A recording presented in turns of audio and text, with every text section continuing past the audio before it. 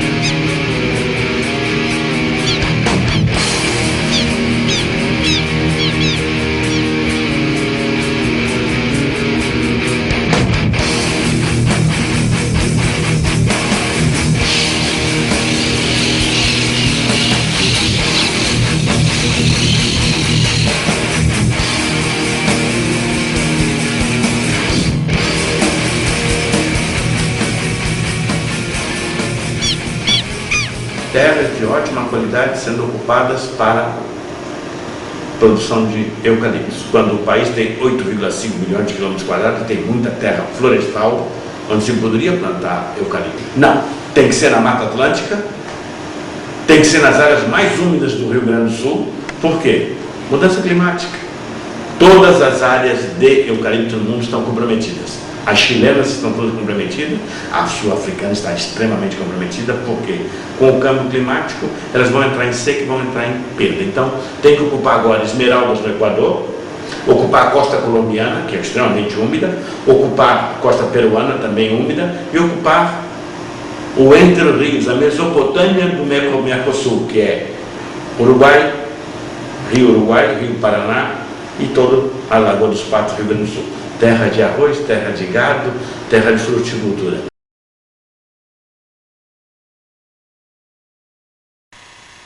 Eu fazia a seguinte questão: que me cite alguma região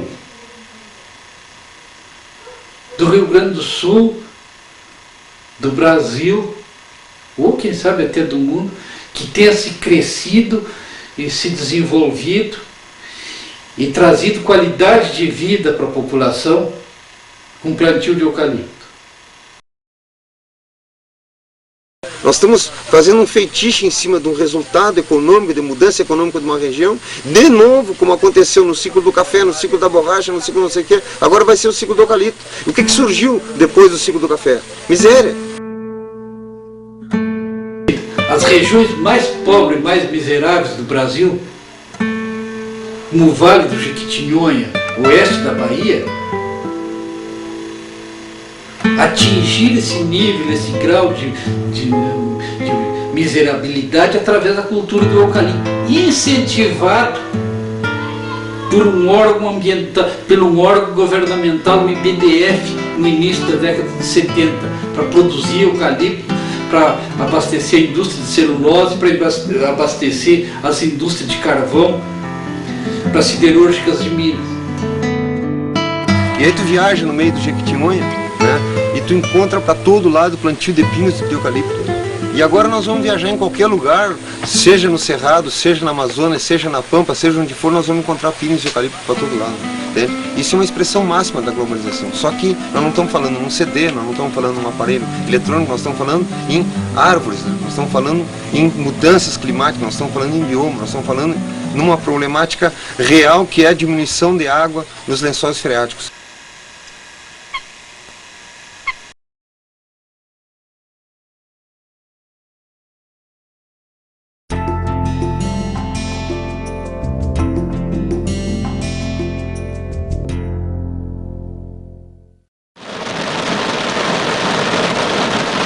Principalmente no Pampa argentino, já se verificou em pesquisas ao longo de muitos anos que o plantio das monoculturas com eucalipto resultaram em perda de 52% do volume dos cursos d'água. E após 3 anos, em média, o dessecamento completo dos rios e arroios da região. Se esses dados são trazidos para o Rio Grande do Sul e confrontados com a precipitação, com a pluviosidade da região prevista para o plantio, surgem cifras preocupantes. No mínimo se espera de que chova 3 vezes menos do que a quantidade de água que é evapotransporada pelos eucaliptos.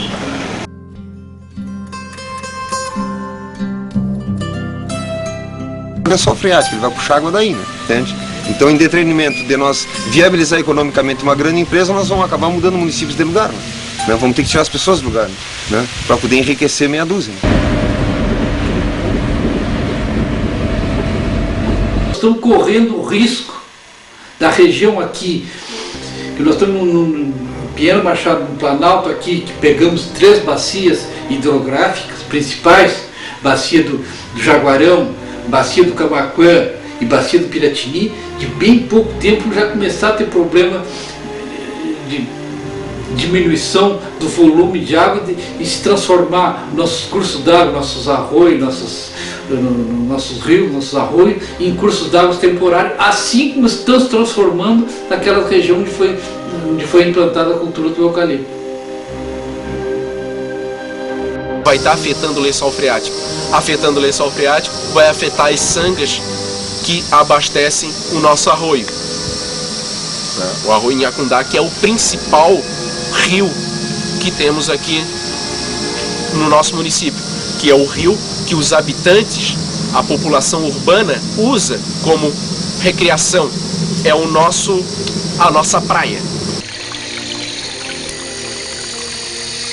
Em resumo, é a área mais rasa do aquífero, é uma região onde não houve criação de porcos, é uma região onde a água do aquífero Guarani está em melhor quantidade e melhor qualidade.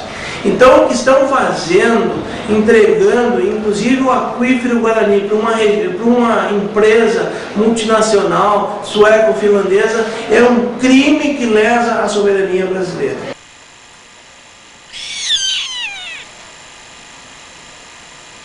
O lençol freático está baixando vertiginosamente, muito rápido, né? Todo mundo fala, em qualquer estado que tu tiver, em qualquer lugar que tu tiver, tu vê esse comentário, né? Nós aqui sentimos isso.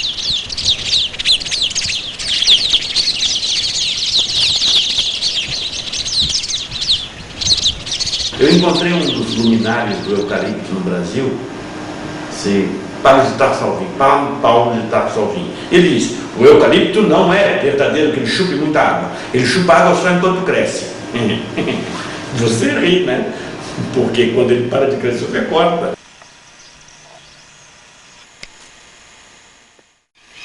Tatu, viado, olha o outro bicho. Gato do mato, capincho. Quer dizer que aqui não tem, como São Melo não tem. Mas mais ali abaixo já tem.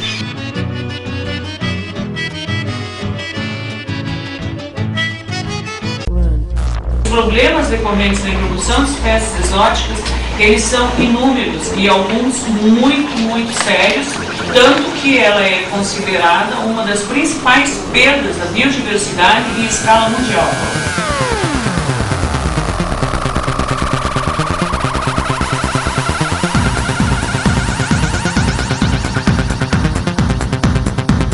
Centenas de espécies que estão na lista de espécies ameaçadas de extinção, tanto de flora como de fauna. Muitas dessas espécies, elas são espécies de importância global. Elas constam em levantamentos mundiais de espécies ameaçadas. Significa o que na prática isso? Significa que no momento em que desaparecerem daqui da nossa região, do nosso estado, ela não vai desaparecer do estado do Rio Grande do Sul, ela vai desaparecer do planeta.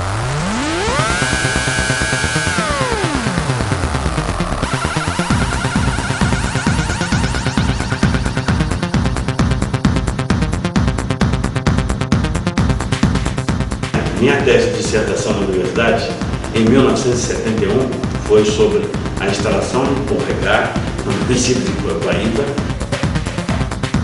Toda uma cidade se revoltou e enfrentou uma ditadura. A ditadura brasileira fechou a fábrica 2 vezes. Isso aí é uma coisa inédita. Posteriormente, ela se transformou no grupo de celulose Klabin, que é um preparatório para a Aracruz tomar corpo. E agora sim, ela ter a escala e dimensão, o tamanho que ela precisa para poder ter competitividade. Senão não tem competitividade. A Aracruz não é uma empresa, é a coroa inglesa. Por trás dela está toda uma logística de poder da WWF, do Príncipe Charles, do Grupo Lawrence. Final de 87, início de 88, chegou nas mãos do Centro de Estudos Ambientais do CEA um resumo de um projeto elaborado pela Jaakko Pöyry Engenharia, ou Jaakko Pöyry, como se chamava, uma empresa de consultoria finlandesa, tinha sido contratada pelo governo Simon para elaborar um projeto para a instalação de um polo de celulose na metade sul do estado. Num sobrevoo de helicóptero, né, com companheiros do antigo Departamento do Meio Ambiente, o DMA, nós fomos surpreendidos com 86 mil hectares, né, entre pinos, ilhotes e eucaliptos, plantados desde a região do Taim, pela beira da praia, né, naquela época não era, depois se tornou a Estação Ecológica do Taim, então pela faixa de dunas, que, diga-se passagem, hoje perderam o controle, porque a pinha do pinos e ilhotes, quando cai, né, ela rebrota, então perderam o controle. Na realidade, o pinos e ilhotes, que ele era plantado de 2 em 2 metros, 3 em 3 metros, hoje é praticamente colado um no outro, porque se perdeu o controle naquela faixa de dunas. Então, naquela região de dunas para cá, e depois no Pontal de São José do Norte até Tavares e Mostardas, 86 mil hectares plantados. Ali que nós percebemos qual foi a jogada. Por que os caras plantaram durante os anos 70 e anos 80? Eles se prepararam durante todos os anos 70 e parte dos anos 80 para botar um polo de celulose aqui em Rio Grande. Uma empresa de celulose precisa de grande quantidade de água, o município de Rio Grande é bem abastecido pelo canal adutor do Rio São Gonçalo, aqui ao lado, né, de Pelotas. Precisa de uma boa faixa de terras, então a região do retroporto ali. Precisa de um bom porto, então o porto de Rio Grande seria um local excelente para exportação, já que os polos de celulose são muito voltados para exportação. Energia elétrica de qualidade, tem, né? Então tem transportes, estrada, deslocamento, né? Todas essas condições de infraestrutura que eles precisavam, eles encontraram no município de Rio Grande. Passou-se 9 meses juntando dados de estudos da FURG, né? Sobre a Laguna dos Patos, sobre o Saco da Mangueira e sobre o oceano no entorno. Dados que a FURG tinha também dos impactos que um polo de celulose pode causar. O próprio CEA, nós nos correspondemos, o ICE da Holanda, International Rivers Network da Inglaterra, o próprio Greenpeace, WWF e outras entidades, dizendo, olha, o que os polos de celulose estão fazendo na Europa hoje? Inclusive acolchoamento, né, provocava acolchoamento de fundo de lagos, acabando com a vida em diversos lagos. E qual era a estratégia geopolítica? No fundo a estratégia é o seguinte, ó, deixa na Europa o que não é poluente, joga para a América Latina o que é poluente.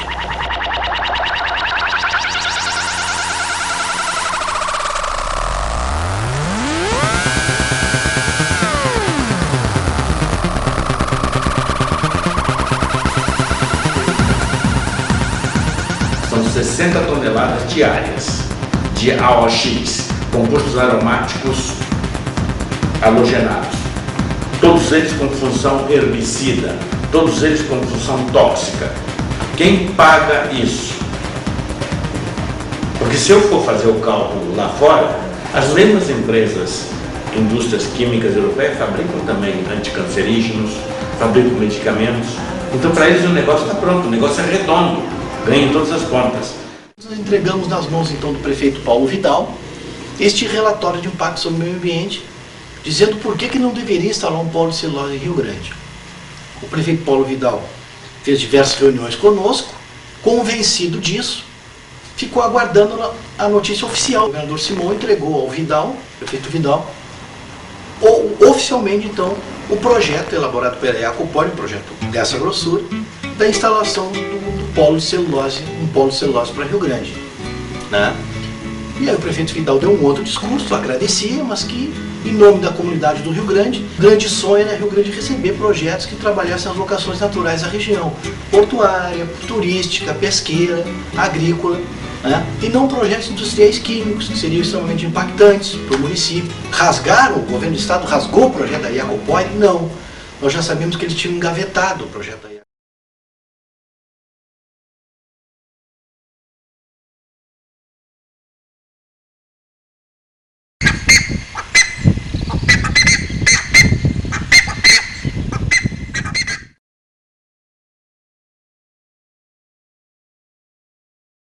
Sabemos que a região da fronteira oeste foi contemplada com esta maravilha que seria o plantio de árvores exóticas.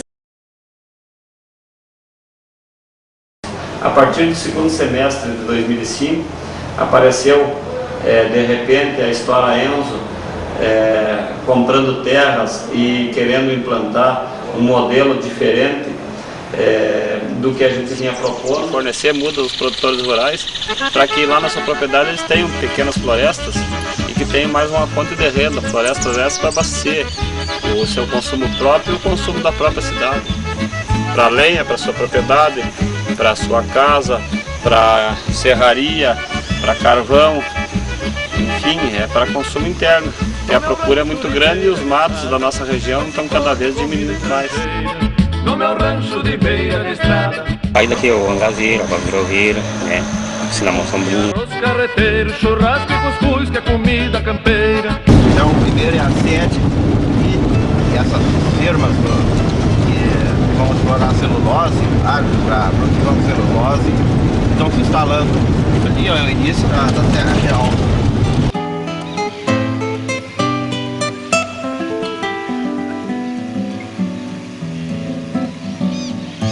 As águas que vêm das chuvas, os cerros vão formando os buracos das rocas, as coxilhas mais baixas, as partes mais baixas. Estão vendo, são áreas pequenas, mas se vocês andarem aos pontos do município, tem desertos de 20, 30 hectares de campo. Segundo estudos universitários, esses pontos de arenização eles chegam a 4, 5% da propriedade, uma grande propriedade rural. A empresa está comprando toda a propriedade e vai implantar o eucalipto em toda a propriedade, não naqueles 4, 5% da arenização. Então eles não estão comprando deserto, porque não existe deserto, são pontos de arenização, são pequenos pontos de arenização.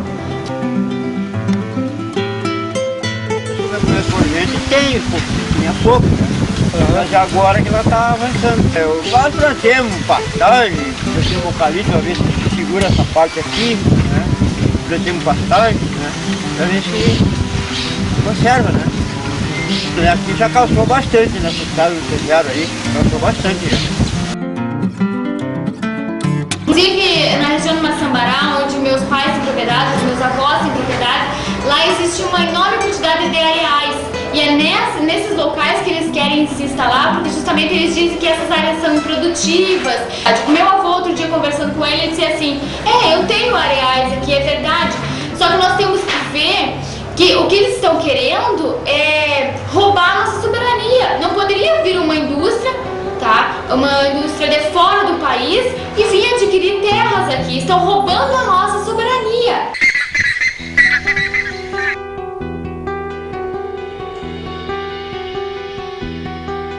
Eu acho que entre pesquisa de terra e para comprar terra e implementação de projeto, em torno de no máximo 2 anos. Né? Eles tiveram um período oculto, vamos dizer assim, onde durante 1 ano, né, uma pessoa da Votorantim andou fazendo levantamento de terras, de territórios aqui para comprar. Né? Passaram 1 ano investigando isso. Depois, quando essas terras estavam compradas, quando eles iam começar a definição de plantios e criar esse conjunto de ideias de que pequenos produtores vão participar, né, onde as pessoas vão começar a fazer parte desse grande projeto, essa grande revolução econômica para a região. Houve um encontro aqui, né, promovido por eles, junto com a prefeitura, onde não convidaram mais ninguém, onde eram biólogos da Votorantim, todos bem jovens, a apresentar um modelo de educação ambiental, certo? E nesse dia eu fui assistir. E na realidade era toda uma introdução para chegar ao final e dizer que o plantar eucalipto era preservar o ambiente. O público eram professoras da escola pública, né, e crianças.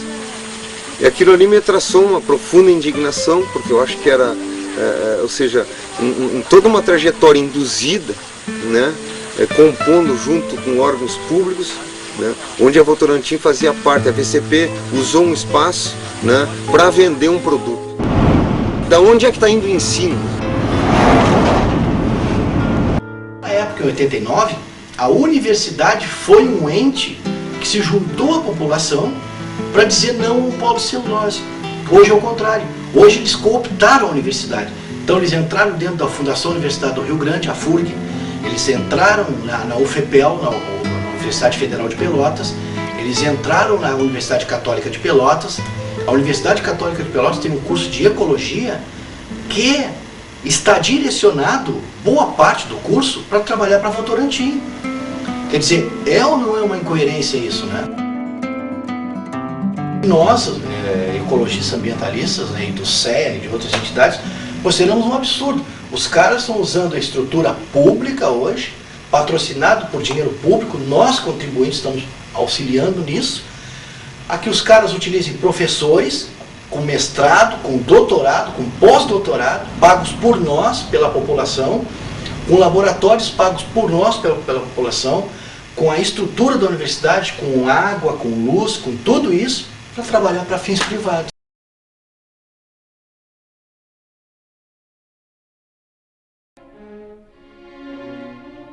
Os pinos, eles largam uma florada, né?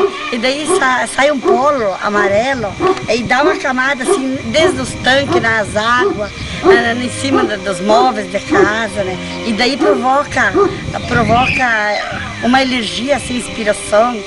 E já teve famílias aqui, bastante, que aconteceu doenças, né? De respiração, doenças respiratórias, né? Até inclusive uma menininha também pequenininha, nessa época faleceu por causa de, não sei se foi do pó, do que, né? Aquele pó. Os doutores dizem que é a alergia dos pinos, né? Do pó.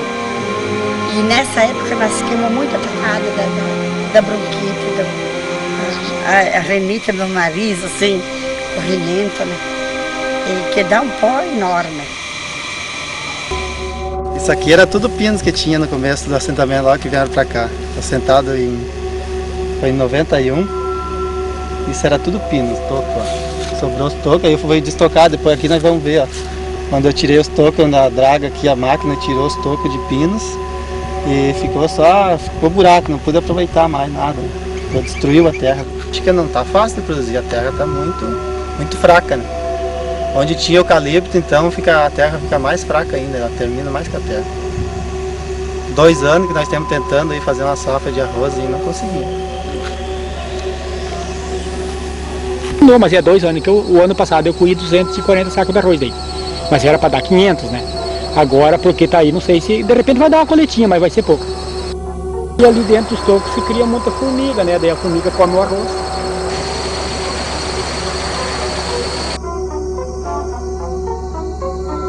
Agora impõe, através de créditos, como políticas públicas, que o agricultor ocupe suas terras para plantar eucalipto. Indo falar com os agricultores, criaram uma tal poupança florestal, incentivando os agricultores a plantar eucalipto e pinos e ilhotes, mas principalmente o eucalipto. Eles mentem para o agricultor dizendo que esse tipo de eucalipto que eles estão plantando não é impactante para o ambiente.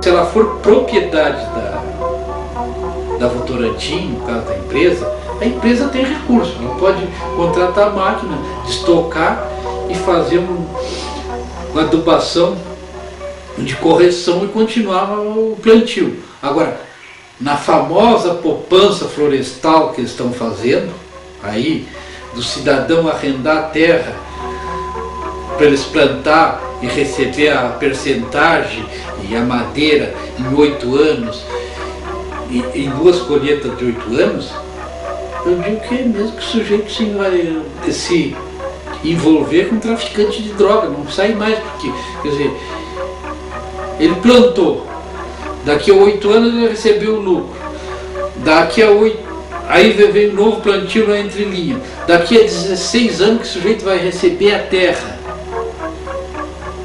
completamente crivada de todo. Será que o sujeito vai ter recurso para recuperar essa terra? Então é melhor vender para a empresa e tratar de outro negócio, deixar de lidar com terra. Quando é camponês que vai ser obrigado a plantar eucalipto, ele vai ser obrigado a plantar eucalipto para receber dinheiro do eucalipto e para comer ele vai ter que comprar o frango congelado, o ovo, a margarina, o leite, o saquinho, e se descaracteriza. Tem gente que não entende isso, tem gente que não vê isso. O impacto é grande, o impacto é gigantesco.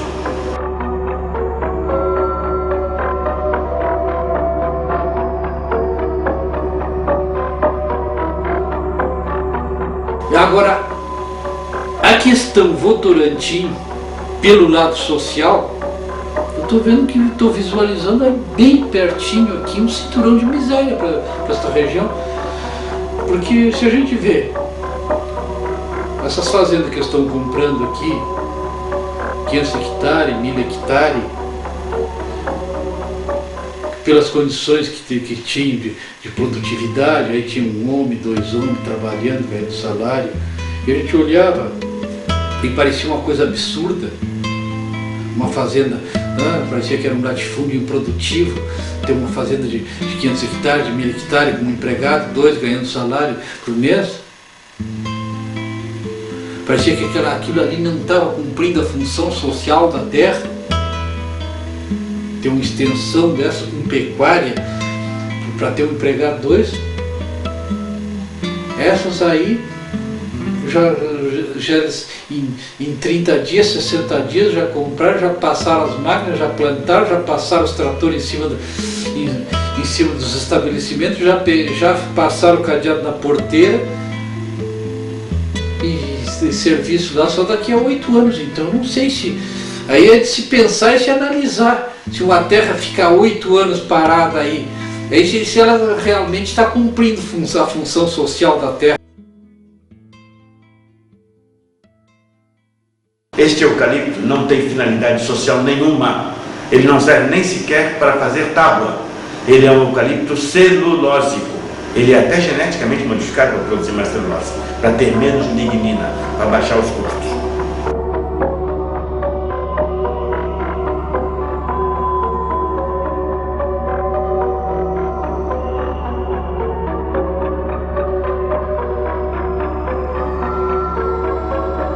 Se ele não tem outra finalidade, não pode ser colocado para ser plantado como política pública de interesse privado de uma empresa. Está acontecendo que eles estão colocando, aumentando a quantidade de veneno para que ela não seja exportada em 7 anos, mas sim em 5 anos, né? Isso quer dizer o quê? Eles estão matando a sociedade, e eles estão destruindo as crianças, gerando mais doença, né? E depois fala que a brucelose é que gera emprego, daqui a pouco porque que gera saúde também. Quem vai comer eucalipto? Dá vontade de pegar aquele tal de Tulor e você enfiar o eucalipto de goela abaixo para ele. Por isso, gente, o eucalipto que o agricultor vai plantar e vai colher, ele não tem muito valor. Ele tem um pouco de valor de mão de obra e um pouco de valor de ocupação de espaço, de território. O que tem valor, na verdade, é o certificado em inglês que a FSC vende para poder ser comercializado este eucalipto.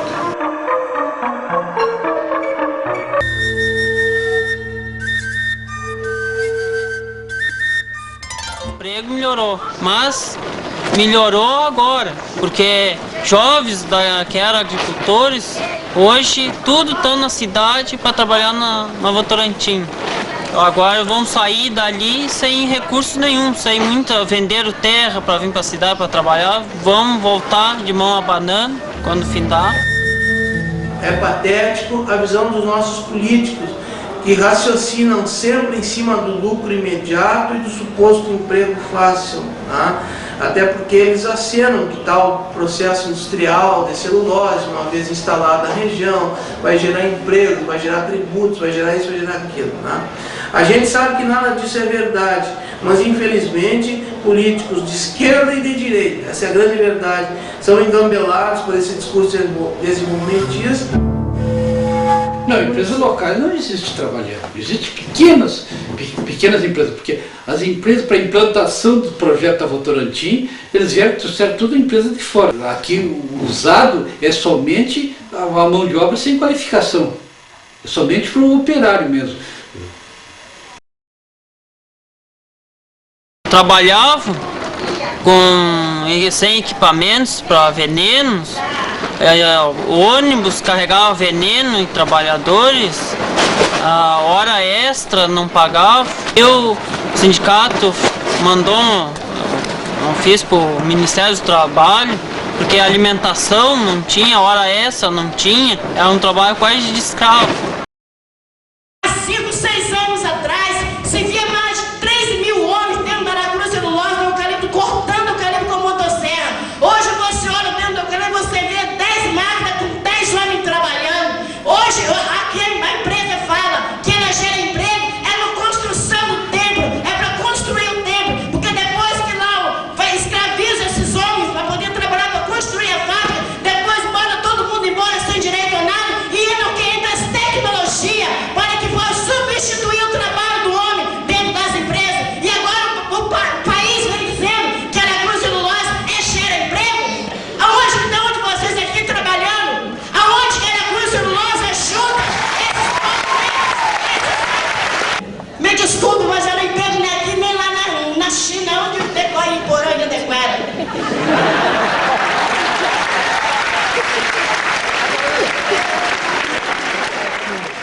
O que está acontecendo hoje no Rio Grande do Sul com o eucalipto nada mais é que ocupar espaço para evitar camponeses, pequenos agricultores. Temos aqui municípios que vivem essencialmente da produção agropecuária. Eu cito o exemplo de Caciqui, que o grande carro-chefe da economia é a plantação de melancia, pois são tudo terras arenosas, e a História Enos está lá comprando terras, diminuindo a capacidade produtiva desses municípios.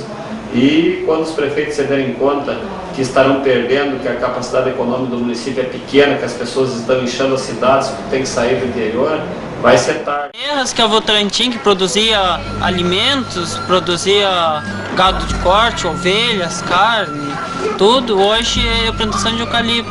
Daqui uma época, a juventude vai sofrer uma grande crise, porque a vez da agricultura que está produzindo alimentos e outra dando renda para o município, para o estado, vai produzir eucalipto.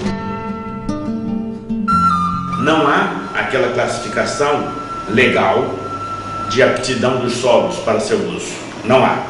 Nas terras de primeira linhagem, terras de arroz, terras de pastagem, terras de cultivo, ou vamos dizer terra até 5 de fruticultura, se resolve plantar eucalipto. Por quê? Porque se tem o poder do capital sobre o eucalipto.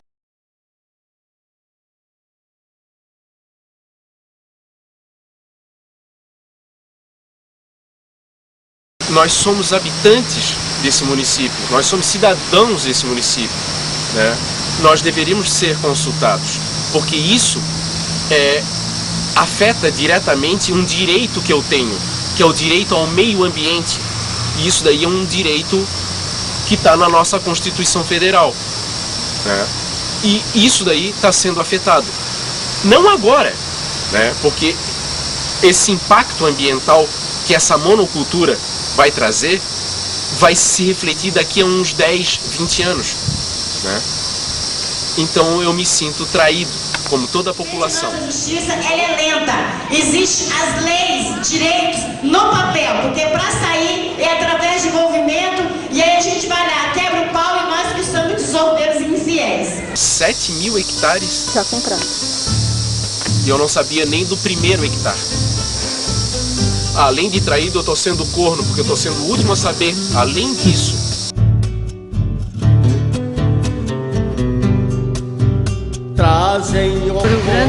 Cruz Celulose tem em torno de 50 mil hectares. E então a destruição que isso causa com o meio ambiente, também o dinheiro que essas empresas andam ganhando do Estado, né? Viram o mundo do avesso, pesticida, poluição, esse dizer...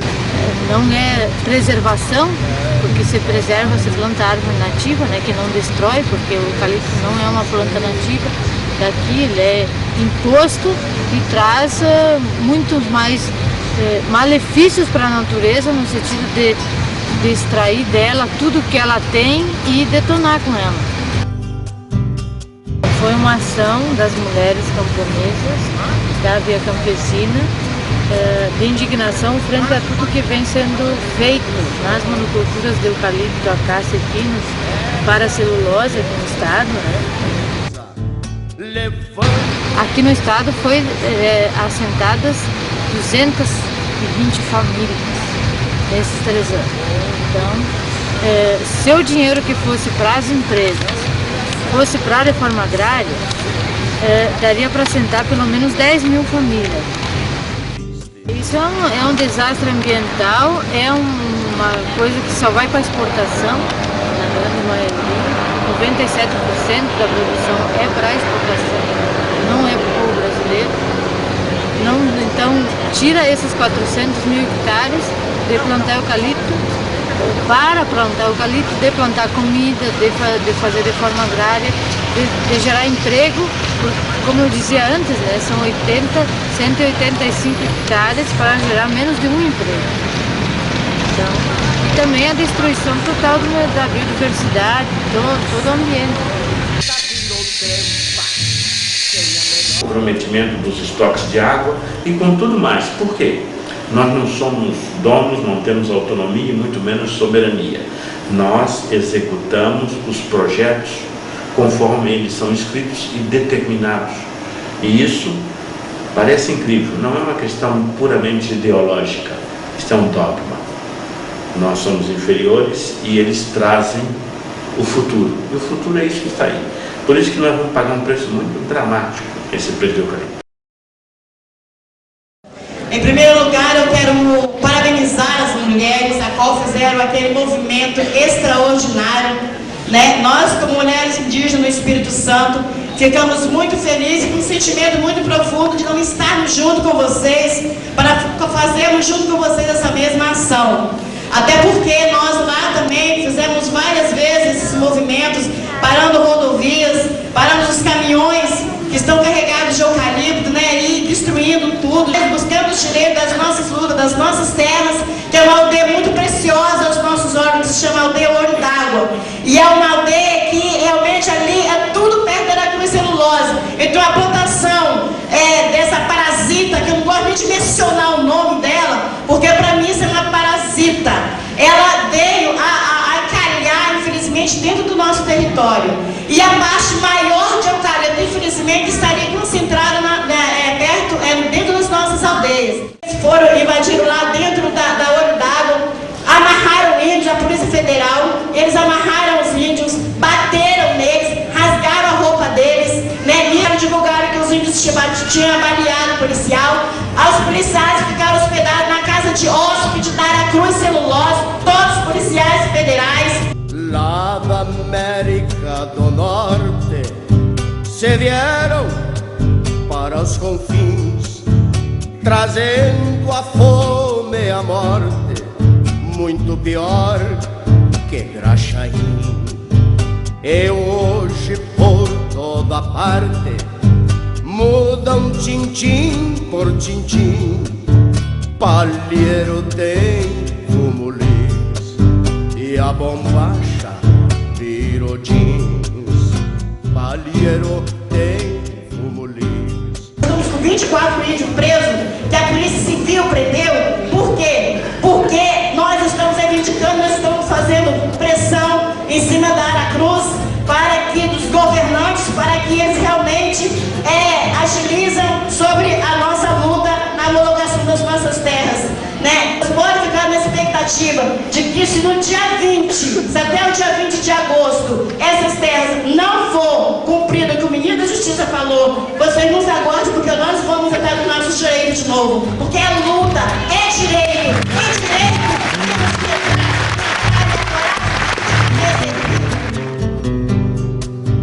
Trazem o povo a cabresto pela tal televisão. A ganância não tem preço nessa maldita invasão. Viram o mundo do avesso, pesticida, poluição. Esse dizendo progresso, querem tomar o galpão. Esse dizendo progresso, querem tomar o galpão. É um órgão de vanguarda, né? E os promotores deveriam estar promovendo ações civis públicas para defender os interesses difusos da população. Na verdade, eles são totalmente omissos. E isso, já que esse depoimento é um depoimento histórico, isso as pessoas têm que saber, e nós temos inclusive que pressionar o Ministério Público.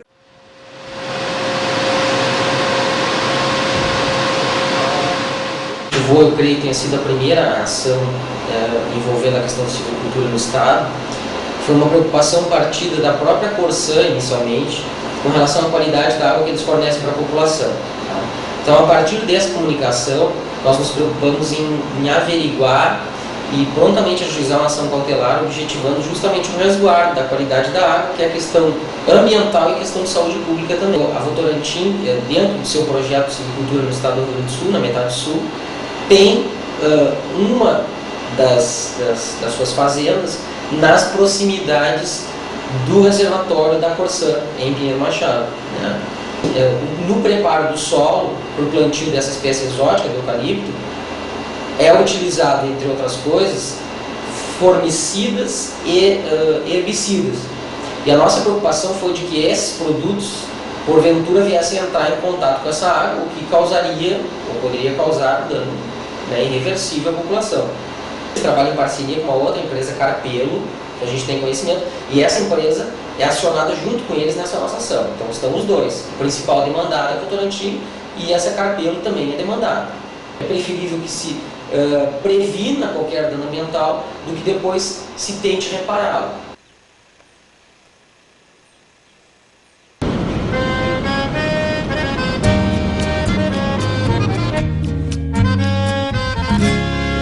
Nós não precisamos, com certeza, de uma indústria de celulose aqui para terminar, para os nossos rios, para o nosso meio ambiente, isso sim não precisamos. Que é uma coisa introjetada de fora, alheia à nossa realidade, alheia à nossa cultura, um crime do ponto de vista ambiental, cultural, antropológico, tudo que se pode imaginar, danoso, né? Nós plantamos lá fora tudo que tu possa imaginar, desde mandioca, batata, alface, tudo. Investir na piscicultura, investir na apicultura, está trabalhando no artesanato. Uma coisa que eu gosto de fazer é trabalhar em artesanato. E essa randi, não sei se tu conhece. E essa aqui tá ali. Está trabalhando turismo na região. Preciso que a gente tenha a Praia do Jacapá, que é pelo Rio Biqui, o Toropá, que também é muito bela, a nossa praça, que é coberta de uma vegetação belíssima, os bugios, que são os moradores há anos aqui do nosso município. São Chico já é tida com a querência do bugio. Foi aqui em São Francisco que foi criado o único ritmo gaúcho, realmente, que é o ritmo bugio, que foi criado no interior do nosso município. Até mesmo tem o Festival Querência do Bugio, que é um festival nativista. Enfim, São Francisco, em termos ecológicos, é muito bonito. Este é um município que tem uma história belíssima na construção desse estado, tem nomes importantes, que são nomes grandes como Oswaldo Aranha, Mário Quintana e tantos outros. Nós temos gente, se nós temos a pecuária aqui, poder trazer uma indústria para poder trabalhar o couro, os produtos da carne, né? O iogurte, o leite, enfim, possibilidades existem. Basta poder ter esta visão coletiva e visão de futuro.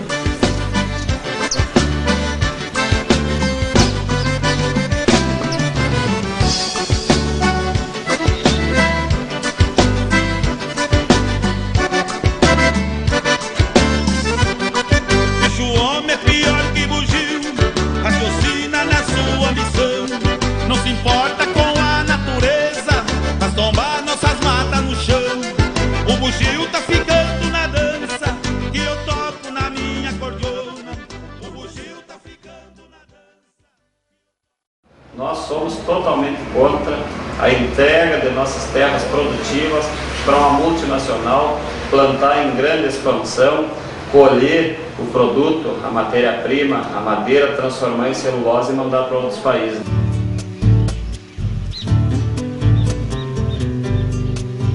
A evolução sem limites. Em primeiro lugar, a gente tem que possibilitar que o homem do campo fique no campo, porque é o homem do campo que dá sustentação para as cidades.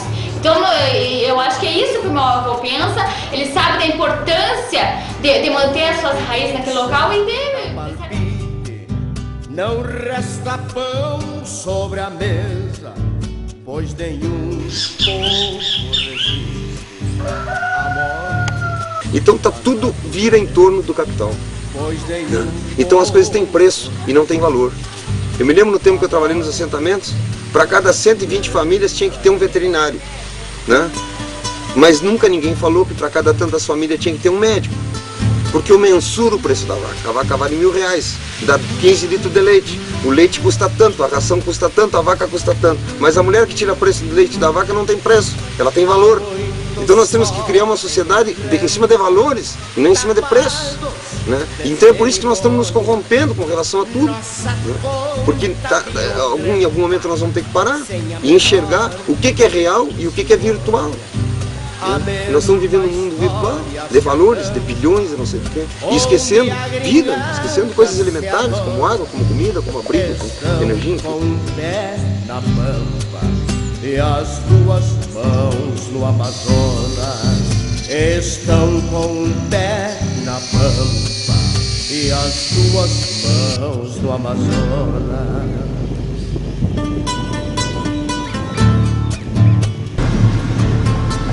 Não tá pensando em vender aí? Não, não penso em vender. E por quê? Não, eles não vendem porque eles querem muito bem isso aqui, que isso aqui é herança dos pais dele, né? 50 anos que eles moram aqui, né? Por preço nenhum, nem se pagar mais? Não, andou uns querendo comprar para fazer floresta e coisa, eu não quis vender. Diz, não, enquanto eu existir eu não vendo. Né? Isso aqui era do meu pai, eu me criei aqui, não posso vender. Né? Por isto não perca o sono e pode ir dando no pé, porque esta terra... Você não quer participar como cidadão dentro de um contexto de construir uma sociedade melhor, mais feliz, mais tranquila, mais desenvolvida. A gente se não tem tanto estudo como muitos estudam, mas a nossa sabedoria, ela vem de berço. E nunca vocês se esqueçam disso.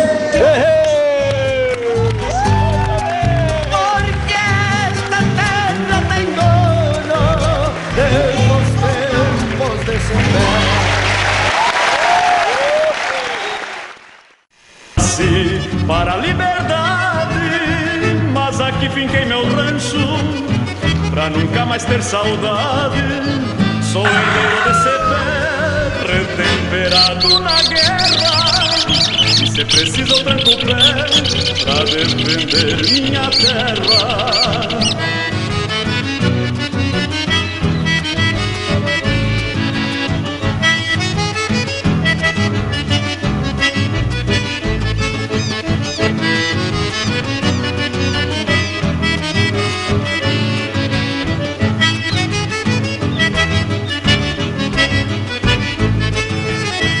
Ai, os que se perdem por perder raízes que não acham mais. Ai, os que se encontram por voltar às fontes de seus ancestrais. As encruzilhadas parecem caminhos a se afastar, quando na verdade são pontos de encontro para quem quer voltar. Quando na verdade são pontos de encontro para quem quer voltar. Eu sou missioneiro, sei de bailes e potriadas, também sei de mutirões no cabo liso da enxada. Por saber tudo que sei, me sinto bem à vontade, sempre pronto a defender terra, honra e liberdade.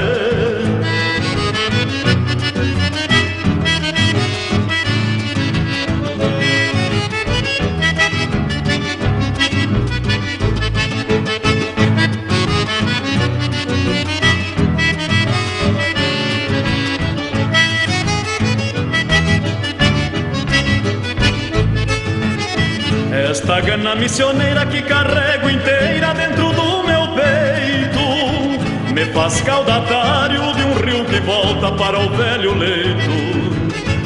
O mate que servo pra sorver solito quando o sol se vai é a seiva bugra da terra vermelha do Alto Uruguai. É a seiva bugra da terra vermelha do Alto Uruguai. É a seiva bugra da terra vermelha do Alto Uruguai.